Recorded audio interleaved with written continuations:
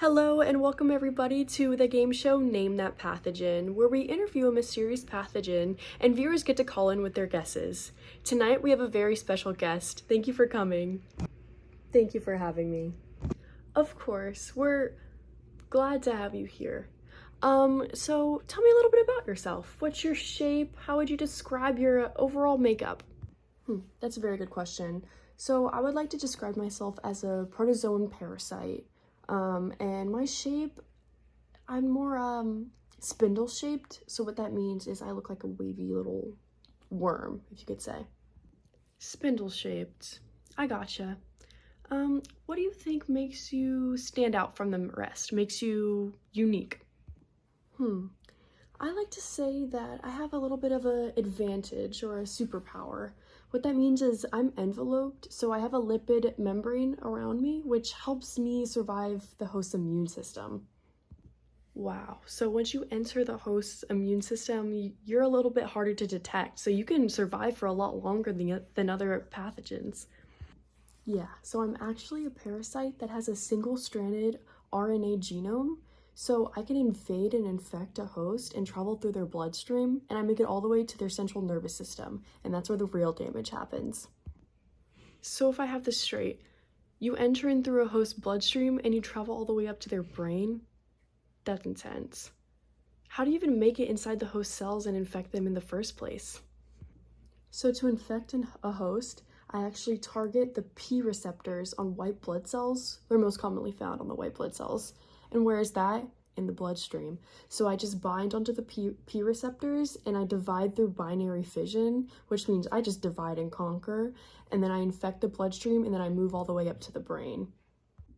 Okay, that's a little scary. But another question, the viewers actually are probably curious about this too. What's your effect on the host's body? Like, what kind of symptoms do you cause when you enter them? And what's your end game? So it's interesting. In the beginning, when I infect the host's bloodstream, they don't really feel much. They could probably suffer from fever, fatigue, swollen lymph nodes, nothing really major. But when I enter in the nervous system, that's when you can start to see some real serious symptoms. One of the symptoms includes people's sleep cycles being disturbed. So that means you could fall asleep during the day, being wide awake at night. This is one of the key factors into why I was named. Okay, great. So you invade their brain and then you disturb their sleep cycles. That's very interesting. Yeah, so I basically wreak havoc on their brain and spinal cord, and I can just lead to weakness, personality changes, a bunch of crazy things. The weird part about it is that when people actually know that I'm there and I start having symptoms, it's already too late. All right, so I think we understand that you're a pretty dangerous disease and that you can even cause death. Where would I find you? Is there a particular region you like to be or like to infect? Do you have any major episodes in our past? So I'm actually very prevalent in sub-Saharan Africa.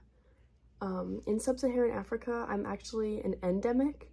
And with me, I'd say that there's pretty sporadic outbreaks of me, and I was killing about thousands of people and infecting entire communities.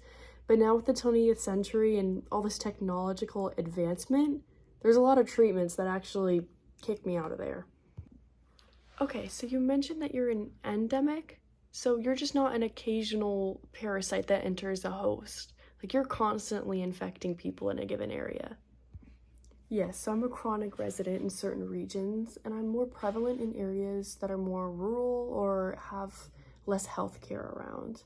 My main way of getting transmitted between people is actually an animal. It's the TT fly. So what this fly does, it'll go on a host's skin and it'll take their blood. It could be like someone that's infected with me already. They'll take their blood and they'll fly to another individual and they'll infect them carrying that disease. So that's my main vector of transmission.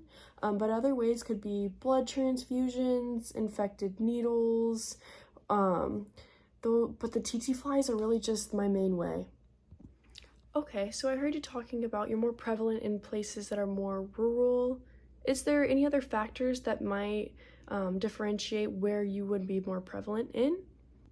Yeah, so I'm obviously in places that have a good amount of TT fly populations. That's more likely going to be near rivers or forests. And then, like I said, places with limited health care or more rural regions, especially the warmer ones. That's where I'll be more prevalent. All right, interesting. So I know it's kind of weird to ask you this, but how would people try to combat you? Or is there any way to make your effect lesser or to have least harmful effects on these people? So over the couple years, treatments have been developed to help combat what I cause. In the early stages, people like to use antimicrobials, something like pentamidine or suramin. But once I go through the blood and actually enter the central nervous system, the treatment options become a little bit more difficult. So medications like ethylnorethine and melarsoprol are used in later stages, but with these medications, they are going to be pretty strong, so they're going to have some really strong side effects. Another thing that people use to treat me is fexinidazole. So that is going to be an oral treatment that helps combat me.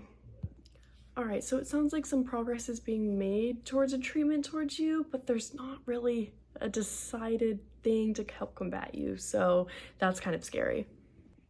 Yeah. My advice would be just to control the tsetse fly population because that's going to be my biggest carrier. And then also early detection and treatment. That's going to be your biggest part of helping people get treated and surviving this pathogen.